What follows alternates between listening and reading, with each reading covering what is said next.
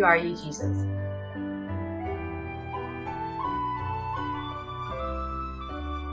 Who are you, Jesus?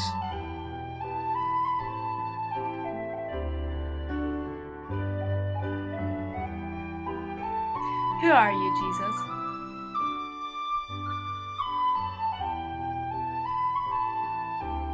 Who are you, Jesus?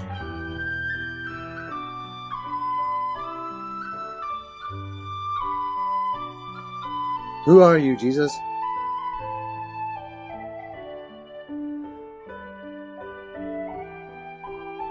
Who are you, Jesus?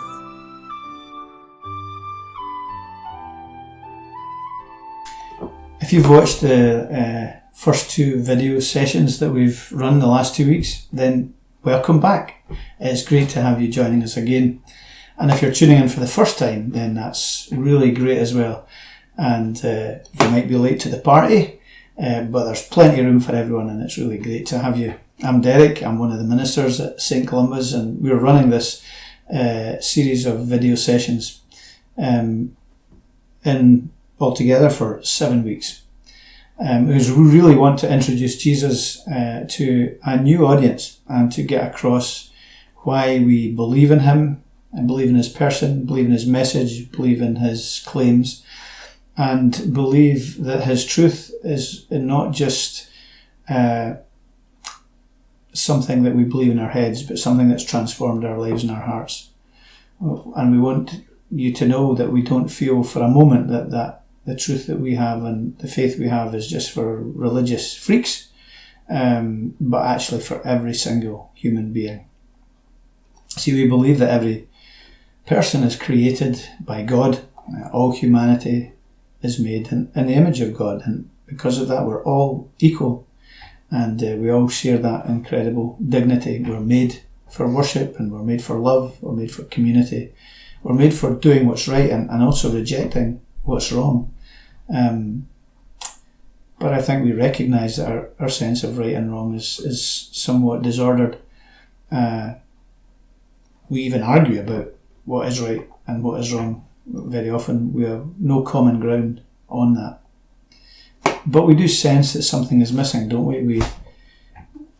We're meant for something more than often what we experience in this life, and life seems very unfair to us often. We can't make sense of it. We crave acceptance and love, but never quite feel at home. Either we just accept that in some kind of fatalistic way, this is it, just make the best of it, enjoy it while I can, and I'll not rock too many boats in the meantime. But even in our own heads, we don't want to think too much. We don't want to ask too many questions. We don't entertain the idea that there's something more, that there may be a God, that there is a spiritual reality. We hate the idea of being accountable. And often, isn't it the case, when God is the topic of conversation, we maybe revert to stereotypes. We will laugh him off, and we claim that science has done away with any need for God. We tease Christians for being old-fashioned and out of date, out of touch, crazy hypocrites, causing most of the world's problems. Or we argue that maybe people's Christian faith is merely cultural, where you've grown up or who you've grown up with. You might respect it.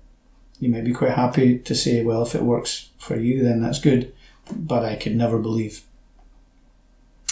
And it's strange, we're very quick often to trust in ourselves, to trust in science, to trust in social media. But really, do we have all the answers? Can we afford simply to ignore the possibility of God, the person of Jesus, an unseen world, both now and beyond death? You know, we do know a huge amount as human beings, but also at some levels we know so little. I think of all the amazing achievements, all the amazing information we have, the mind-boggling facts. Do you know there's 285 galaxies for every single human being on Earth? The next nearest galaxy is 2.5 million light years away. These are facts that just blow my small mind away. There are more stars in the universe than there are grains of sand on the earth. And yet, although we know all that, we've only just managed to map a fifth of the ocean floor on planet Earth. There's so much we don't know. And I would simply ask you this evening to be willing to listen to what Jesus is saying about his own life. So in our videos tonight, we're going to be looking at Jesus' claim to be the gate. He says in John 10, "I am the gate. Whoever enters through me will be saved." Now, it's quite a claim. He is pointing very much to the importance of understanding him and entering into a relationship of trust with him, which opens up a new life. He's kind of talking about a homecoming, a place of protection, hope, joy and security in a dangerous world. Esteban, who will do the next video, you'll say a bit more about that. See, when we're not in control, there are many competing voices. The temptation is for us just to go it alone and fend for ourselves, I think. It's a harsh world. We often go unnoticed, and we seem to be anonymous against the power brokers. Where virtue signalling and group speak can often leave us uncomfortable and out of the circle of favour. Hidden agendas and conspiracies, they quickly threaten to unravel our fragile civilization. And we may, in all of many noble motives that are being questioned, and our acceptance into any particular identity is often temporary. So we don't feel at home. We don't often feel that we belong. And maybe at a more personal level, we feel that we have been the victim of broken dreams, of illness or of suffering, the loss of loved ones, fear about death, and what lies on the other side of death, concerns about our future, about our image, about our looks, about relationships. It's a tough world. There are no easy answers. But I want you to take time this evening to listen to the alternative voice of Jesus. We're going to have the reading from John's Gospel, chapter 10. That's followed by Esteban, who will share some teaching on Jesus' claim to be the gate. And following that, Israel, one of our church family in Edinburgh, good Bible name. He's originally from Chile, but he's here with us in Edinburgh. He's going to share his story with us as well. So sit back and enjoy.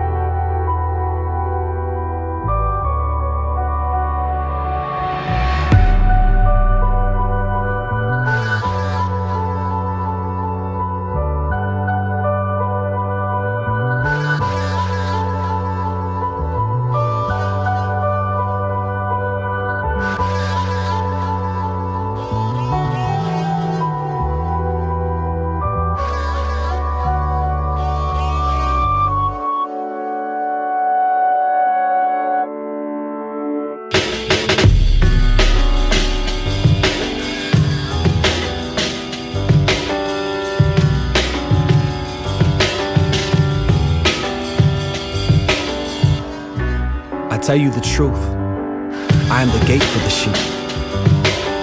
All who came before me were thieves and robbers, but the true sheep did not listen to them. Yes, I am the gate. Those who come in through me will be saved. They will come and go freely and will find good pastures. The thief's purpose is to steal and kill and destroy. My purpose is to give them a rich and satisfying life.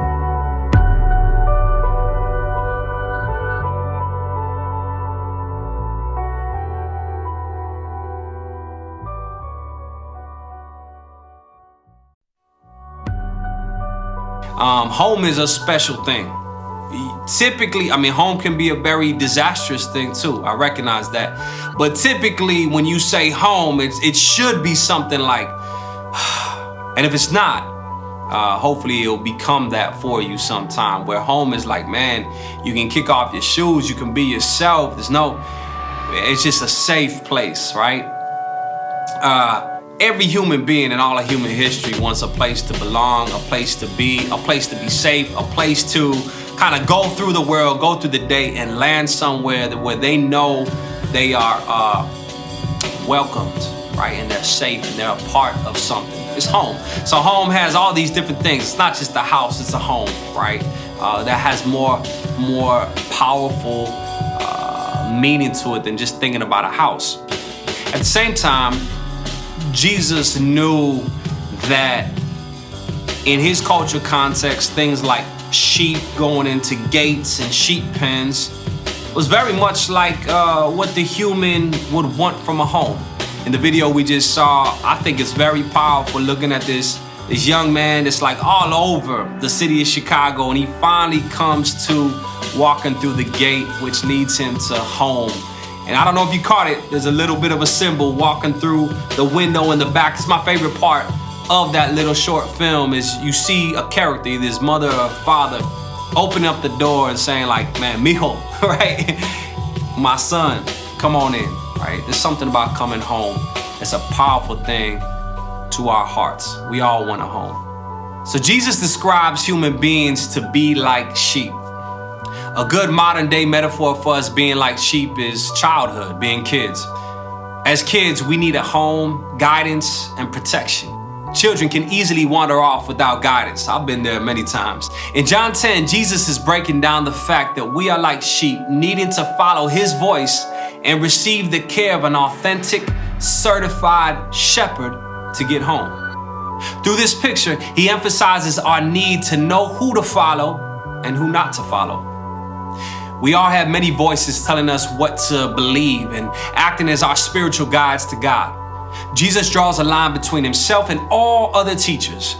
He makes the point that outside of a true shepherd's care, that we're in danger. What kind of danger?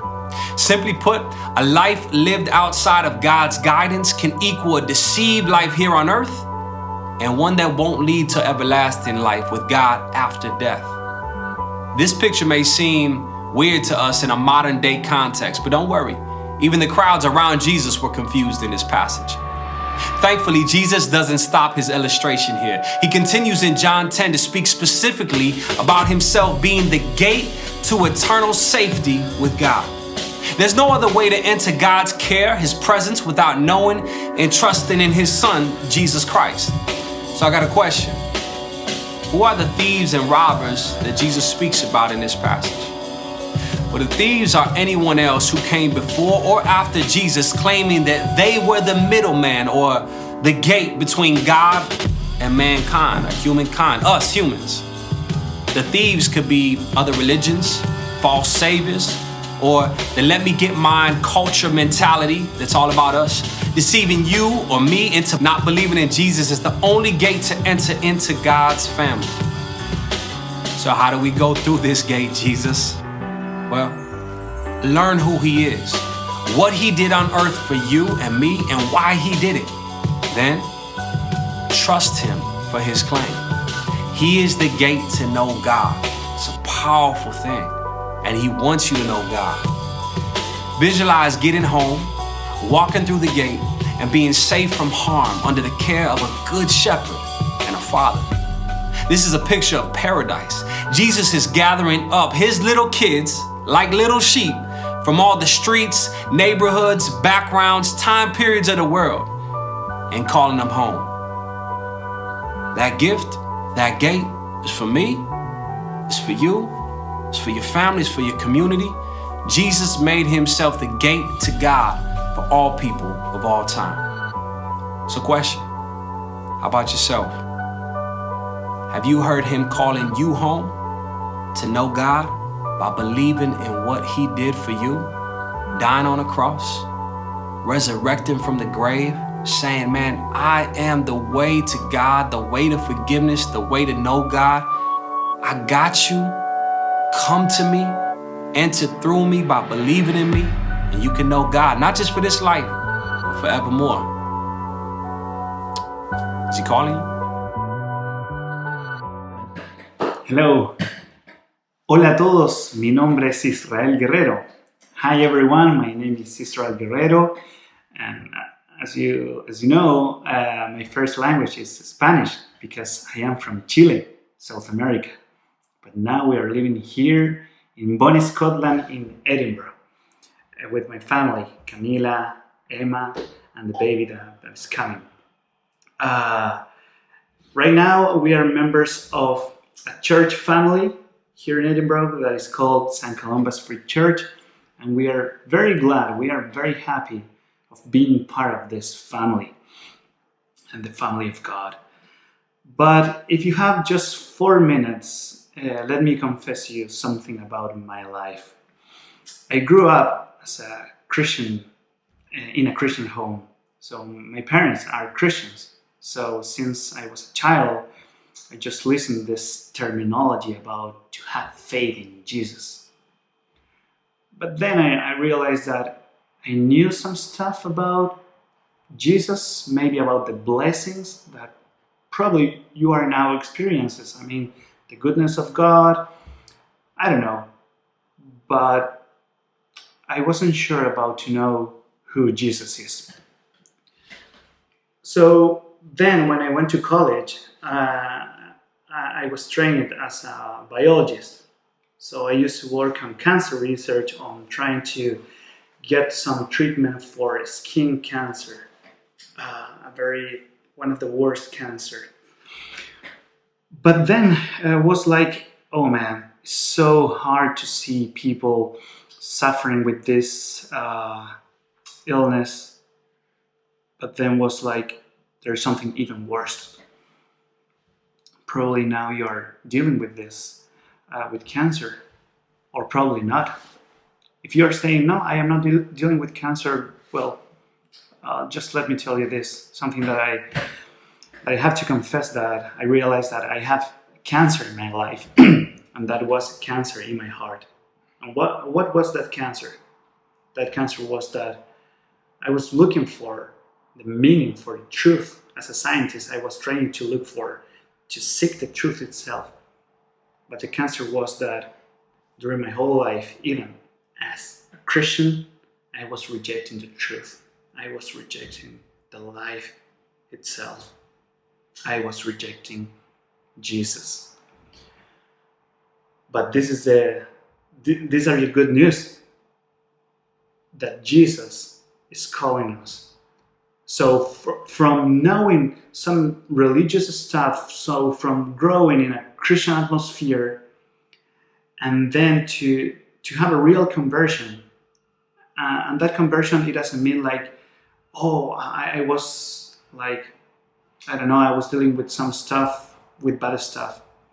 To have a real conversion means to know Christ, to know that He is the life, to know that the purpose of our life, it is to enjoy God.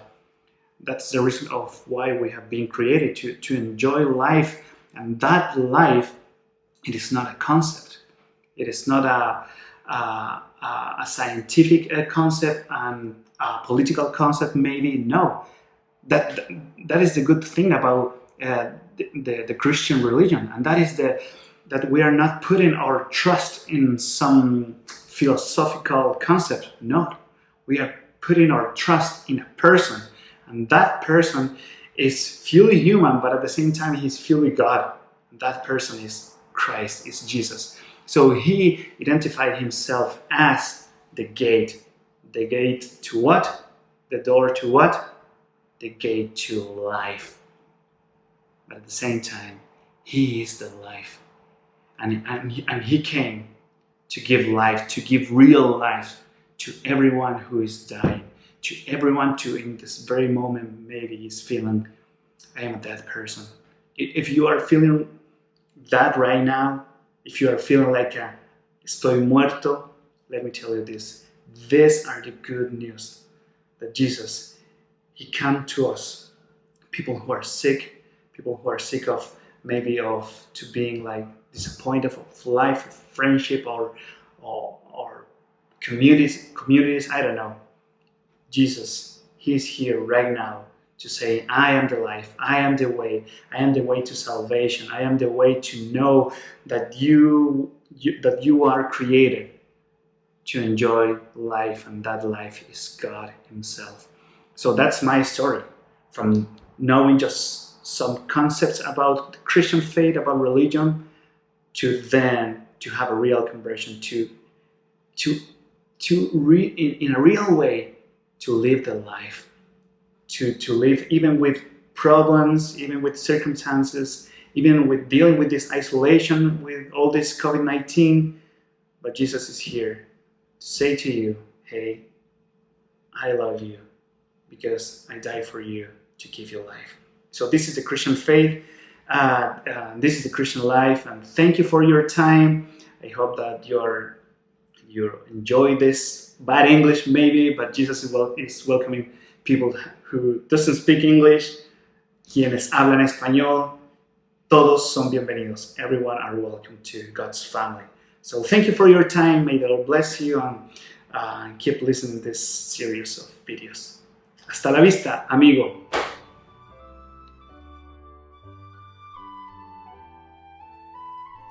Thanks for joining us for week number 3. It's been great that you've been able to stay with us. Again, please take time to think about what you've heard this evening. Make a date to join with us next week, 5:30, same time, same place. Again, if you want to speak to someone, if anything you've heard over these last few weeks have brought up questions in your mind, or you want to learn more or know more, do contact us at the address that's on the screen, and we will get in touch with you. Again, remember that there is a follow-up course that we'd love you to participate in, and you can sign up for that just by replying and saying you want to do so in the email. So, week 3, 4 to 7 still to go. Make it a regular date. The next week we're looking at Jesus' claim to be, I am the Good Shepherd. So come on, join the flock for next week as well. We would love to have you. Thanks. Good night.